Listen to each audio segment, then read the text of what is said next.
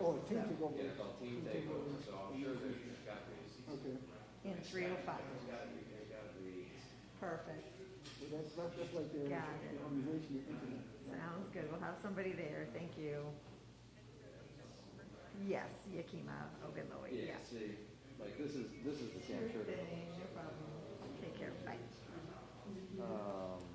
But you can even see here, like that's their logo and stuff like that. So like we'll want to work some of that in and that kind of stuff. I mean, you pretty much have created license.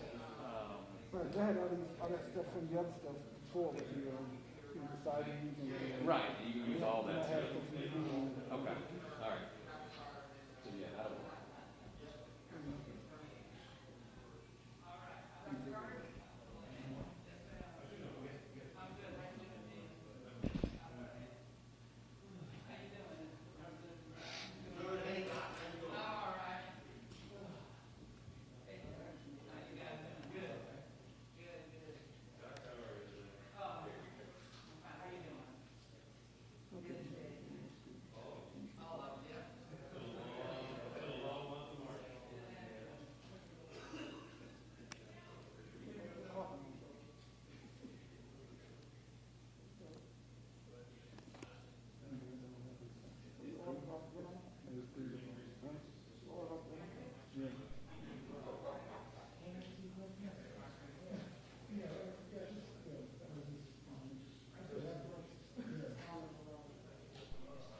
This is actually a good one because it's not totally beautiful.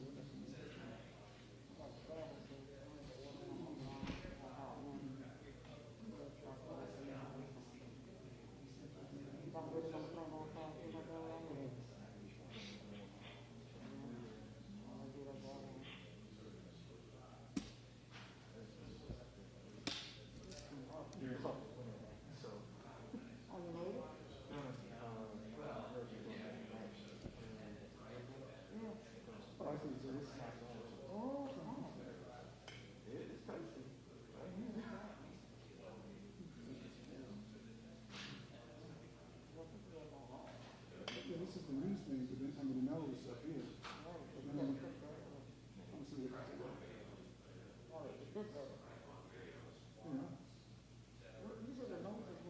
This is where it's supposed to be up this. The nose supposed to be up this.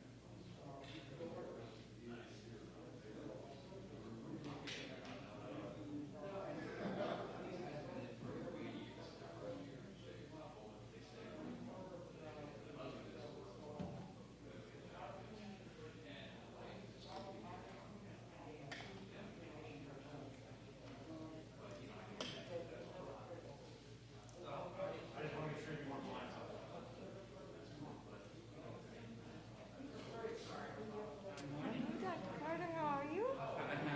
I'm well, thank you. I think I'm gonna be over there. Yeah, she comes this way. I come this way. Stage left or stage right, right?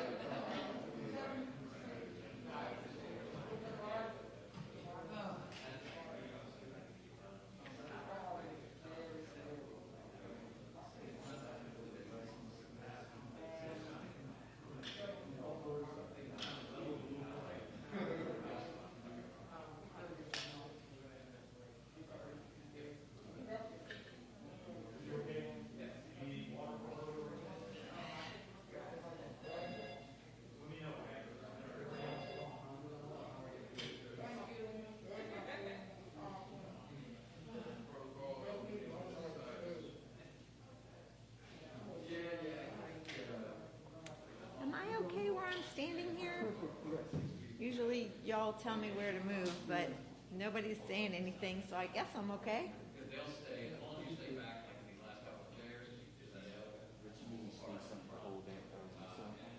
No, I'm just, now that I just haven't, I still just use my ears for my, for this. I'm just catching some audio of the guys, some meeting what's out there. Hi there, how are you? Good. Yeah, I gotta check it out. Check it out. It's fine. This will work for what I'm doing. She really mostly B-roll anyway, and I have a mic for so that's the main thing. Pick up sound.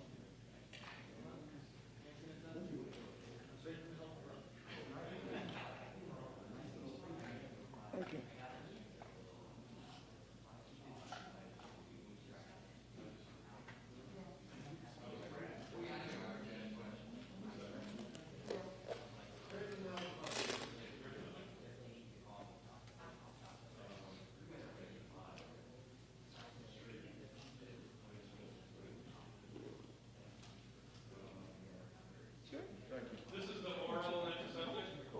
Yeah, no, it's actually around the corner.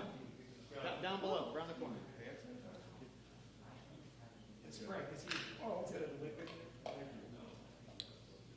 Can't ever get enough hand sanitizer, can you?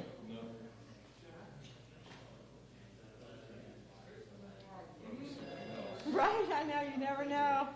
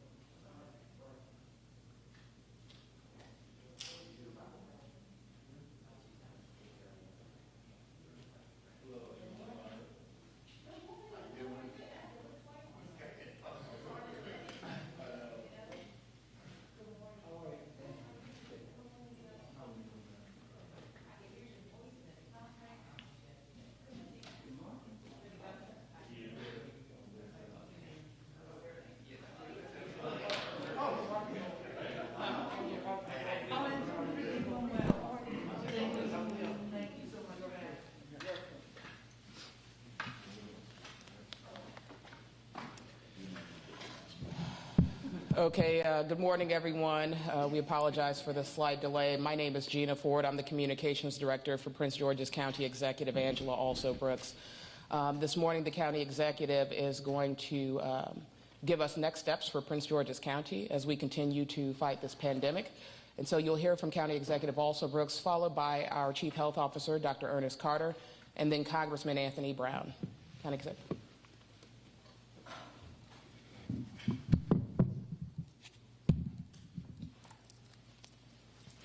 Good morning, everyone. I'd like to first thank you for joining us this morning as we update our community on our efforts to fight the terrible virus that has had an unimaginable toll on our community. I want to begin by first thanking our Chief Health Officer, Dr.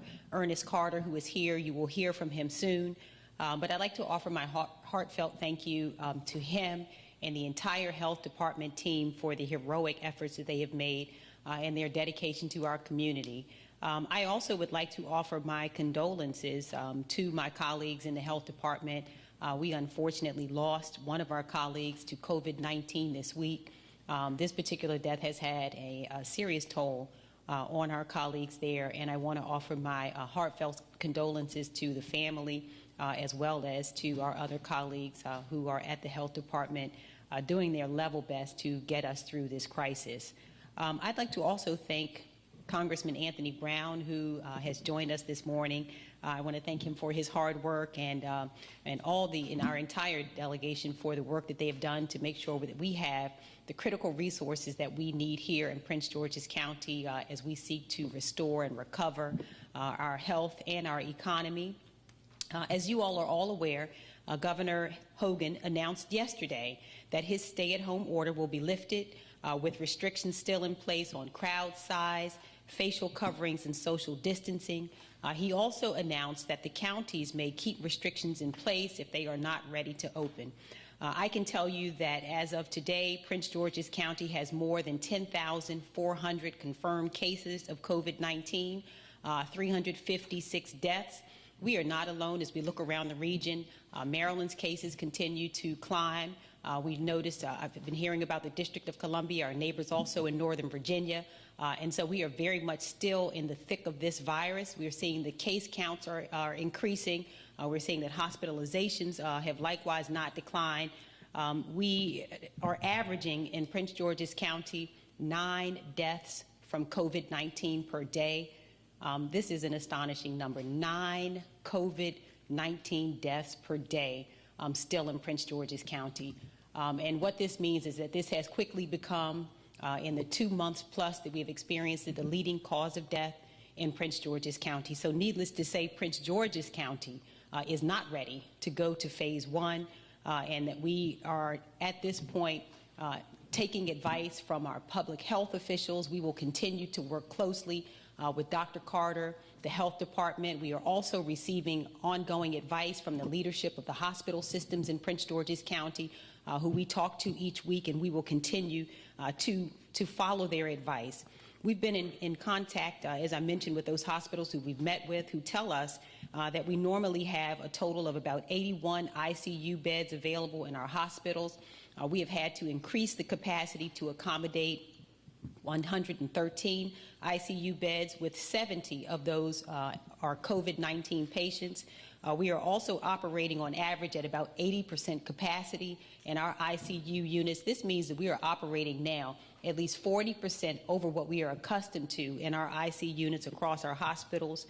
Just this past weekend, we reached a new high of 192 COVID patients, positive COVID-19 patients in our acute care in our hospitals. And although we've seen a slight reduction in the growth of cases, what we need to see, Dr. Carter has said it before, that we need to see a steady decline in our hospitalizations and other numbers before we feel comfortable moving forward.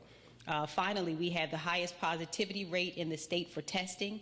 1 in 3 people who we test here test positive for COVID-19, while the state average is 1 in 5.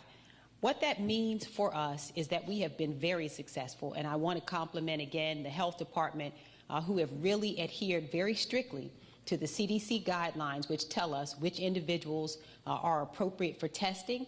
We have followed those guidelines, and that is the reason that we believe that we have seen those positive cases. But what it also means is that we have, unfortunately, a good number of asymptomatic individuals who are walking around our community every day, because we test generally individuals who show up with symptoms.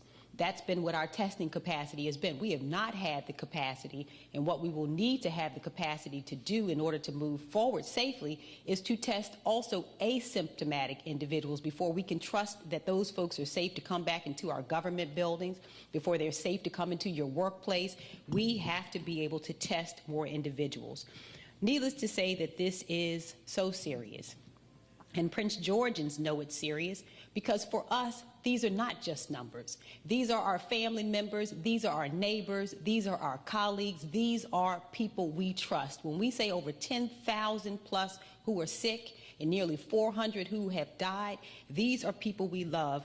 And these are our relatives who are risking their lives also to respond to the call, the frontline workers, the essential workers, the ones who, when you call the ambulance, show up every single time to our households. The people who are driving these ambulances are our family members. And I have been so heartened by their stories and their courage. And I just thank them so much for showing up every time. And I'm hearing likewise about the frontline workers who at this point are standing at the bedsides of our sick relatives and friends who often are holding their hands when they pass away, because our family members are not allowed to be in the hospitals right now to comfort those who are sick and afraid, who are not allowed to be in the hospitals next to their loved ones as they are transitioning. And so this is a very serious time for us, and I am so heartened by the courage of those who show up at work every day in spite of the risk for them.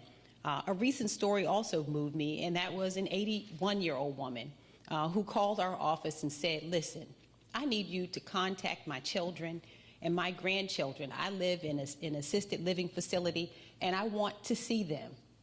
I miss my family. And they tell me that you've said they can't come visit me. I have a grandchild who's beginning to talk. I want to see her. Can you please call my family and tell them it's okay for them to come see me? We were so brokenhearted that we had to tell her, you know what, your family is right. It's not safe for them to come see you, because guess what, right now it's not.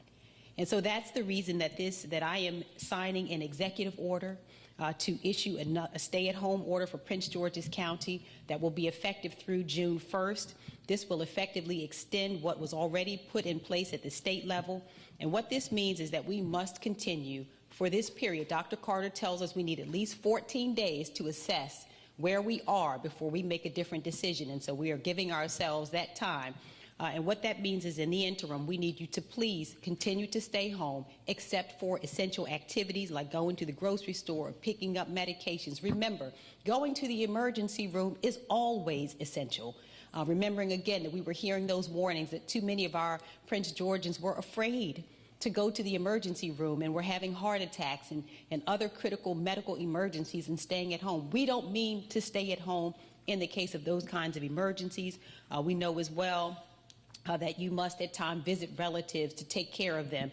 And so other than those activities, we want you please to stay at home. Non-essential businesses are not reopening at this point in our county. Restaurants will be able to provide delivery and curbside pickup. We want to encourage that. Again, the delivery and curbside pickup, we are agreeing to that. And it pains me deeply also to say that our churches and other religious facilities that are holding virtual must continue to hold those virtual services, because our health officials tell us that it is not safe for us to gather in larger numbers. And so we understand also that the very nature of church is to gather, to be together in prayer. But right now, our health officers say that it is not safe to do so. And so until we get a different signal, and again, we're going to reassess this over the next 14 days so that we might make a different decision. I know also that this decision will impact our business community, and I want them to know that I understand that you are hurting right now. The economic devastation is absolutely unbelievable. I am so concerned, deeply concerned, about the impact that this virus is having on our business community. We are so disappointed about the jobs we lost And the reason that we say this is because we know how important it is to create jobs, because no one in the state has done it better than Prince George's County over the last 5 years. In fact, we work together as a community to create more jobs than any jurisdiction in Maryland over the last 5 years, year over year, consecutively for the last 5 years. And we lost all of the jobs that we created within a month of this virus. And so we understand that the small business community is the backbone of our community. It means that we're going to have to continue to work together to restore and rebuild. We are absolutely committed to doing that. That's why we launched our Business Relief Fund. That fund is still accepting applications through tomorrow, May 15th. We anticipate also that we are adding additional funding. I want to thank the County Council. I want to thank its leadership, Chair Todd Turner. They are in session right now. But I want to thank the County Council who have allowed us to double the fund. In that, the Business Relief Fund, we've gone from $10 million. We have now increased it to $20 million, and we'll continue to do everything we can to help our business community weather this storm and to restore and to get back to some normalcy. Right now, the science tells us that if we open our doors at this moment, not only will we lose additional money, but we're going to lose more Prince Georgians. And that, I have to tell you, I have a duty to make sure that we are not only protecting livelihoods, but we also have to protect your life. And so Dr. Carter will discuss in a moment the metrics on which we need to see before we can safely reopen. But I do want to make something clear. I know that people want to get back to work. Trust me, I want you to get back to work. I know that people want to gather again with their families. Trust me, I want to get together and gather with my family again, too. I know that this has come at a great sacrifice to Prince Georgians, to our business community, that we have sacrificed so much. But quite frankly, we can't reopen because we don't have the resources that we need to do so safely. What this means is that we have made certain requests and that we have not received the resources that we need to safely reopen. I want to thank the state of Maryland for the seamless communication that we have had. We've enjoyed that communication. We stand ready to partner with you as we always have, but we need the state to do its part. Put simply, we need the state to do its part. Just like it is the federal government's responsibility to make sure that the state has the resources it needs, so it is the state's responsibility to make sure that all of these jurisdictions likewise have the resources that we need to be able to move on and to open our jurisdictions safely. At this point, we don't have it. We do not have the gowns that we have needed. We do not have enough PPE. We don't have enough tests to expand the capacity for what we need. We don't have enough contact tracers. And these are metrics that were set out by the governor. And what I can tell you is that Prince George's County at this moment does not have the critical resources that will be necessary for us to meet those metrics. Prince George's County residents are not just Prince Georgians, they're Marylanders. And what this means is the truth of the matter is that if Prince Georgians are sick, so is the rest of the state of Maryland. And so please, we need to continue to work together. Again, I want to thank the administration for the seamless communication, for the willingness to work with us. I have also been in constant communication with my colleagues from the other larger jurisdictions in the state of Maryland, the other county executives. We were on the phone until late into the evening last night. But again, the populations of Prince George's County and Montgomery County in particular make up a third of the state. Right now, that is where the crux of the cases are. We likewise make up 40% of the state's economy. Unless Prince Georgians and Montgomery County's residents are healing and well, the rest of the state likewise will suffer. And so it is in everyone's interest that Prince George's County is able to safely reopen and recover from this virus. And the same is true for our neighbors in Montgomery County. So as I've said last week, we will take a measured and smart approach to reopening non-essential businesses and resuming gatherings with our family and friends. That's why today you'll hear Dr. Carter talk about the 5 pillars that will set the foundation for our reopening. These 5 pillars are in alignment with the Governor's Maryland Strong Roadmap to Recovery, and they are as follows: reducing the curve, healthcare system capacity, adequate testing, needing contact tracers, and more PPE. And once we are able to meet these measures under the pillars, we will be able to move forward with the initial stages of reopening Prince George's County. Dr. Carter will provide some data on where we are with respect to these metrics. But what I want you to know is that we have not yet met the metrics, although we have worked very hard to make sure that we can get there. You know, you heard me say last week that God bless the child who has its own. And so we have been waiting patiently to receive the resources that we've needed, but we haven't stopped there. And so we have not only requested an additional 3,500 tests per week from the state of Maryland so that we can open up additional test sites in the county with at least one additional site in the northern part of the county and one additional site in the southern part of the county.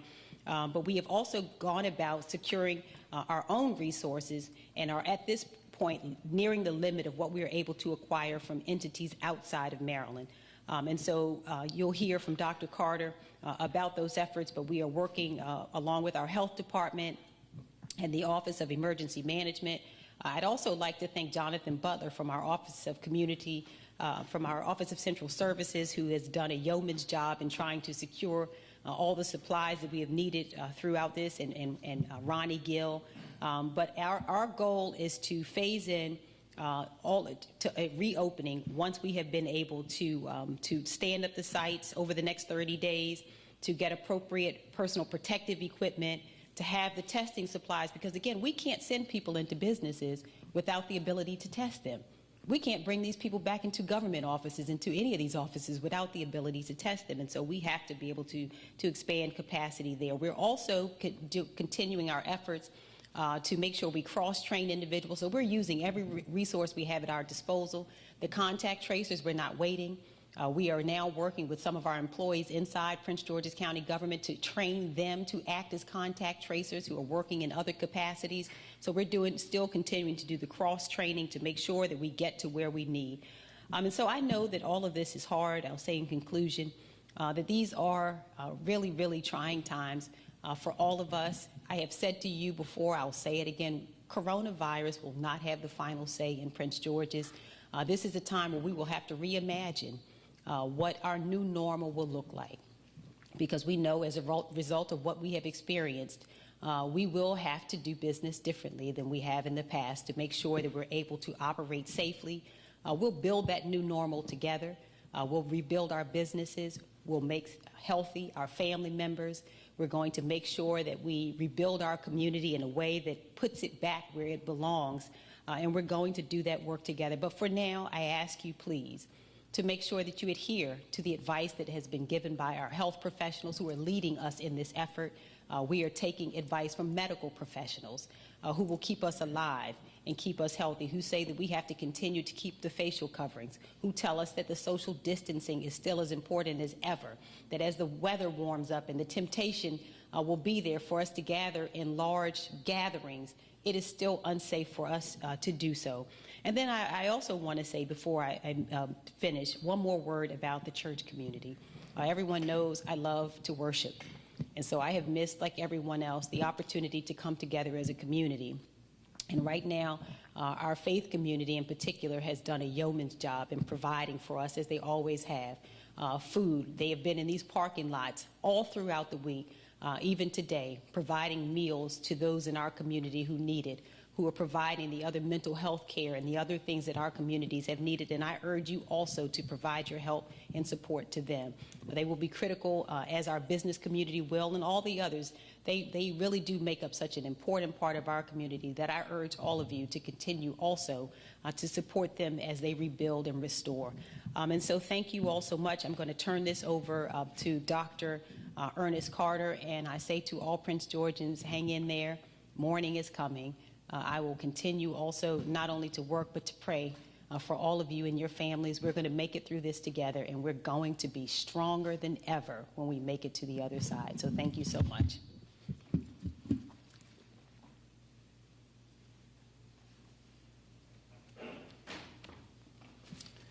Thank you, Madam County Exec. Before I start, I would like to offer my heartfelt condolences to the family of our fallen employee. She was an excellent employee. She stepped up to the plate, and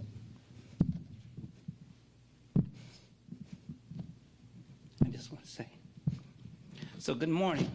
This past weekend, we hit our highest mark so far of 262 people with COVID hospitalized in Prince George's County. But in the past several days, we've seen a steady decline in that number. It's now 204, and that's encouraging. Now, at the same time, however, all of our hospitals are still operating beyond their normal ICU bed capacity. To go from 81 ICU beds, now we're averaging about 113 ICU beds occupied per week. This is an enormous challenge for our hospitals, and they're stepping up to the plate with all the courage. So we appreciate that. Now, the good news is that we expect our ICU bed capacity to start to increase and keep increasing. As you all know, Laurel Hospital is opening up additional ICU beds, and temporary structures outside of our county hospitals are becoming operational. For our acute care beds, as the county executive said, we hit a new high last weekend with 192 COVID patients in those beds. But since then, we've seen an improvement. At last check, we had 136 acute beds in use. This needs to keep going down, and we're checking it. We're also beginning to see a hopeful trend in cases. The rate of the increase of our cases has been slowing down consistently week by week. And we're hopeful that we're getting toward a flattening. We will see. We'll keep checking. We're seeing good signs, but we're not quite out of the woods just yet. Our case count still is going up. We must meet certain measures before Prince George's County is ready to reopen. Let me go over them. There are 5 of them. First, we must reduce the curve. What does that mean? There's 2 measures that we have to look at. We must have a 2-week decline in new cases. And we must have a 2-week decline in deaths due to COVID-19. Now, those are the 2. That's for number 1. That's our first pillar. We've got too many Prince George's Countyans continuing to die from COVID. And our death rate is still hovering around 9 deaths per day, as the county exec said, and that has to start going down. Ideally, we would like to have less than 3 deaths per day, but we're watching it. Second, our healthcare system capacity. We must meet 3 measures. We must see a 2-week decline in our hospitalized COVID-19 cases in Prince George's County. That's 1. We must also have at least 30% of our med-surg beds available. In case we have an increase, another surge, we got to have capacity. In the med-surg beds, we also, number 3, have to have at least 30% of our ICU beds available. That makes sense, so that we can have capacity. We don't want to be very thin and then go overflow. Third, the third pillar, we have to have adequate testing. Now, currently, we're testing from all sources, not just from the health department, from all sources. About 5,500 of our residents per week are being tested. We need to be at least at 9,000 Prince George's County residents being tested per week, if not a lot more. But for reopening, if we can get to 9,000, we're going to be confident that we can get to the next stage. We need to increase our capacity, and we've been working extremely hard to do that, but we aren't there yet, as the county exec said. Now, as a reminder to our residents, the health department offers free COVID screening and testing by appointment only. First, call our hotline at 301-883-6627. The 4th pillar, contact tracing. We've been working very hard and working with the state to be sure that we have adequate people who can track down those folks who come in contact with positive folks and be able to test them. That's contact tracing. You have to have a lot of people to do that. And we have been building our internal health department capacity. We've actually contracted with folks to help us, and we're working with the state, who has stepped forward to help, allow us to be one of the first pilots in their virtual program that they're working with the University of Chicago. And we're going to see how that goes. But we have to keep very vigilant on this because it's one of our pillars for reopening. Finally, we have to have enough personal protective equipment and staffing at our hospitals and for our frontline providers, for our testers. They have to have the PPE and staffing, or none of this can happen. So those things have to be there in order for us to reopen. As our health department stays on the data and pushes for more test kits, we need all of you to stay the course, because without that, we'll go backwards, and that's something we just can't afford. I applaud all of you, though, for the outstanding job. Our residents have done an outstanding job in terms of mitigation. And I know the county executive has said this before, but even from the data that we see, you all have done a great job. So what we've got to do is we've got to continue doing this. You've got to continue to be at least 6 feet away from each other. You've got to wear your face covering and stay at home. You've got to wear your face covering, in particular when you're at the store and when you're on public transportation. COVID-19 is going to be with us for a while, but we don't need to go backwards. We can overcome this, as our county executive said. We're saving lives, so I want you all to be smart. I want you to stay safe. Thank you.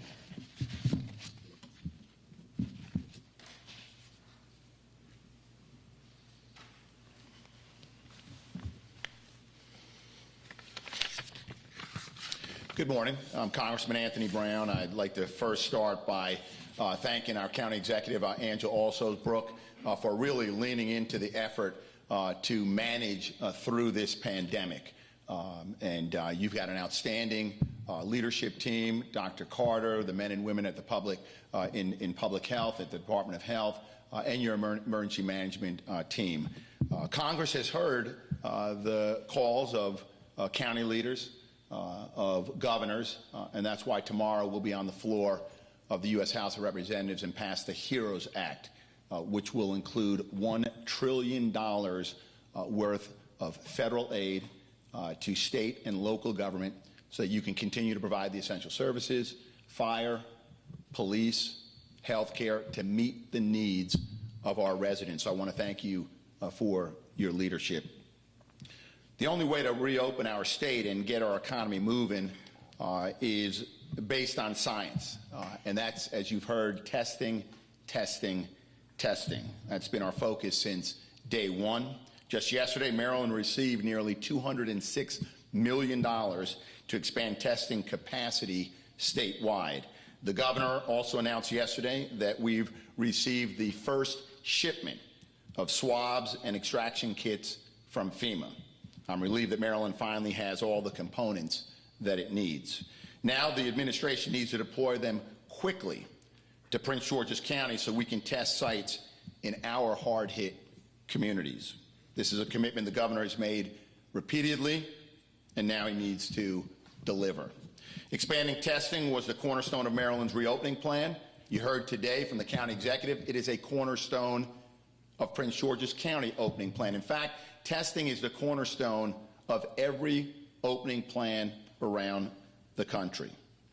But Maryland has yet to report 5,000 daily test results, well short of the governor's 10,000 daily tests that is our target and our requirement. Other states are meeting a sufficient testing threshold, but unfortunately Maryland has fallen behind. We rank 27th in the country for per capita testing, and the positive daily infection rate is still in the double digits. Yesterday, Maryland was second highest in the nation. Scientists say this means we are simply not testing enough.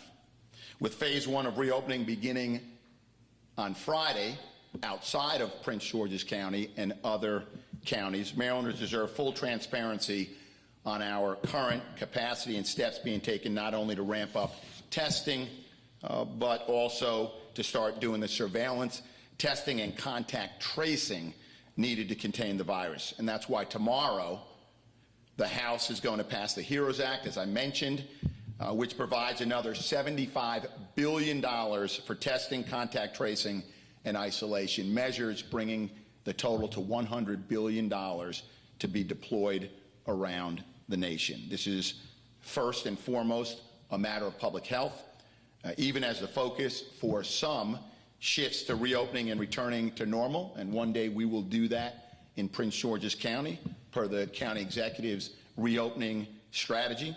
I remain focused, as does the county executive, on the pain being felt in our communities right here in Prince George's County. It's my duty to give voice to the needs of my constituents and it's my obligation to work side by side with the county executive to ensure we are doing our level best to ensure public safety and eventually get to the point where we can reopen the economy. Thank you.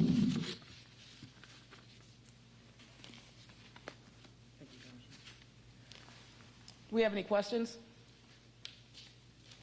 Any consideration given to opening a large facility, be it Showplace Arena or another facility for health, for new beds, that sort of thing? Have there been any sort of discussions about that? We're going to stay the course. We are having discussions, of course, because we're trying to determine how we're going to, when it's time to reopen, how we're going to reopen. And the county executive and her team has been diligent about making sure that they meet with all the various people. But what we're doing now is what we're going to do for the next at least 2 weeks until we can see a decline and a steady decline. County Executive, you mentioned you've spoken to your other colleagues, Big 8 counties, that sort of thing. What do you want them to do? A lot of decisions are still being, I'm talking to reps right now, and they don't know. There's been talk, and the governor acknowledged there is concern about people going across the line to open businesses. What do you want the neighboring counties to do? Where do you stand with that? So all of the counties are unique. They each have different features, and each county executive has to assess the needs of that county. They have to assess also the information they've gotten from the medical professionals to make determinations about what is safe. We will be in conversation again today with those county executives, and we're going to have some discussions. But we do recognize the interconnectedness of our communities. For example, Montgomery County and Prince George's County, there's a lot of, our borders are porous.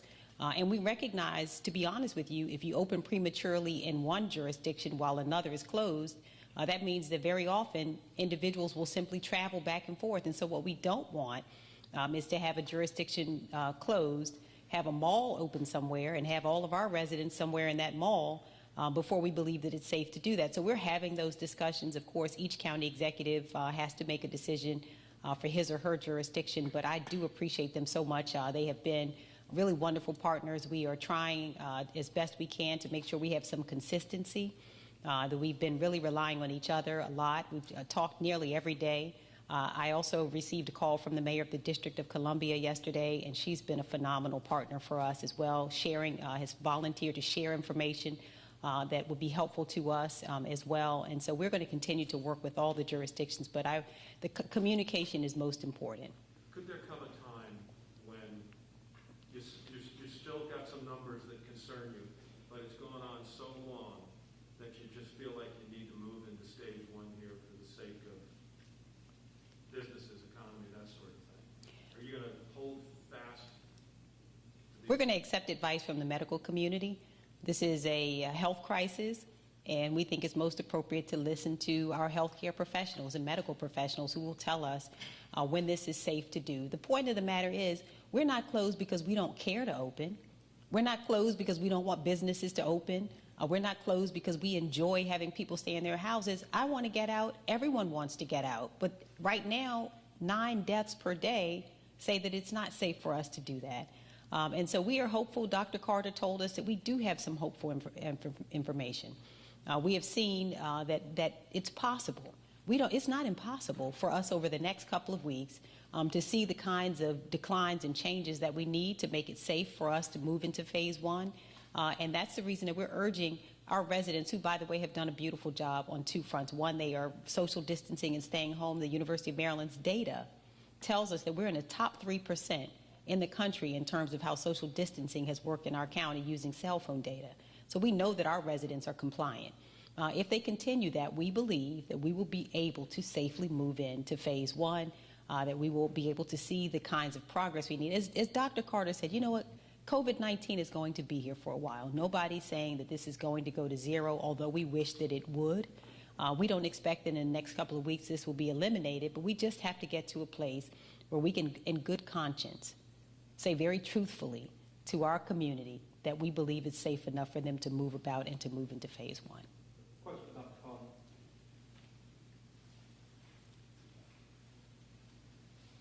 In terms of contact tracing, sir, how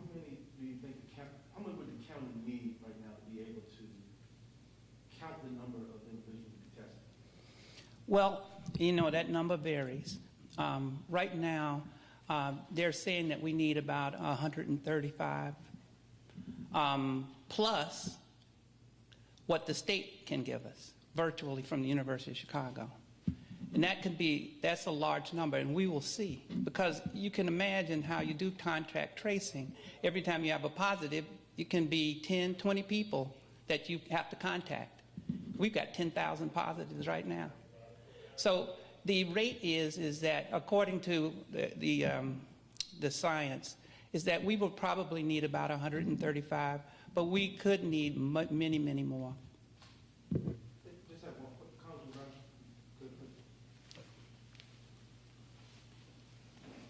When you got word of the governor's decision, you were a little open about what you said, what the state needs, especially Prince George's County. What was your general thought? Let me start by saying that, you know, this pandemic is no fault of anyone's, right? It's not the fault of the president, the governor, or anybody else. But we all have a responsibility to manage through this pandemic. So whether that's outlining a testing strategy that supports our counties, whether it's ensuring that families whose rent has come due and mortgages have come due, so they need that unemployment insurance check now and not 6 weeks from now, or whether it's addressing hot spots like in our nursing home, as the governor promised. You've got to manage through the pandemic, and you've got to be candid with Marylanders on your capability, the progress. The county executive and Dr. Carter laid out some very precise criteria for opening up the economy, because they're exposing themselves to accountability. And Prince Georgians and Marylanders will be able to measure that progress. And if we don't make progress, we'll know what resources we need and what don't need, and where we're already strong. So my concern has always been, as you manage through this, be candid, have a strategy, and be willing to ask for help. If I could just comment briefly on balancing sort of opening up with the need to open it up for businesses versus public health.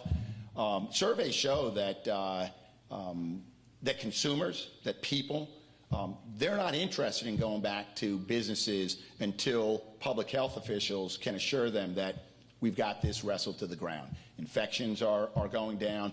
Deaths are going down. So if Prince George's County were to open today, you might see a mild interest in going back to restaurants and gyms. But until Dr. Carter and County Executive Alsobrooks can give a thumbs up and say, hey, it's really safe to return, the economy won't rebound anyway. So it's a prudent course to keep it closed, not only to drive down infection and death, but it also acknowledges where most people are anyway. They're not interested in an economy opening up if it's not safe to go to the store. The governor dismissed yesterday your requests for test kits as confusion on your part about what actually gets sent out. I assume you're familiar with the governor's comments? Yes. Yesterday. What's your reaction to that? You know, this isn't about me or the governor. This is about Prince Georgians and Marylanders. And right now... Were you confused about what goes on? No, I'm very clear on what it takes for a test, right? You need to have the swab. Several weeks ago, we asked the governor, do you need more swabs? And we didn't get an affirmative response, because we were ready to go to FEMA and jump up and down on the table and say, send Maryland more swabs. He didn't make the request then, but fortunately we have them now. So Maryland is testing. The goal, the target is 10,000 a day. We're doing well below 5,000. That's dangerous to open up an economy without sufficient testing. You've heard that from Dr. Carter. Prince George's County has made the request for support for testing, and it's my hope that the governor will fulfill those requests, support Prince George's County, so we too can get to a point where we can open up our economy. One more thing. The governor's press secretary has just said, it's been relayed to me, that Prince George's County has not requested any PPE from the state. Is that true? Unfortunately, it's not true. We had a really productive conversation with a member of the governor's cabinet. Again, they've been wonderful in terms of reaching out to us, and we had a conversation where we discussed the fact that we needed certain things: PPE, contact tracers, testers, and we followed up with a letter actually memorializing that request. And again, you know what? This is not about blame. I have a county with nearly 1 million people who would like to get back to work and like to visit with their families again. And so we are very willing to continue to work with the governor our federal partners, and anybody else who can help us do so safely. So again, I don't have any time or interest in blaming anybody, but what I do need is for us to have those resources so I can say in good conscience to the people here who trust me that it is okay, safe, for you to go back into these spaces, and that's all we need. And so, you know, we'll reach out again. I'm sure that the governor and his administration will get us the things that we need over time, but we just need them sooner rather than later. If we're told to open by tomorrow at 5 p.m., of course, we can't do that, but we would like to participate too. And to do that, we need the support that will make it necessary for us to do that safely. Okay, thank you, everyone.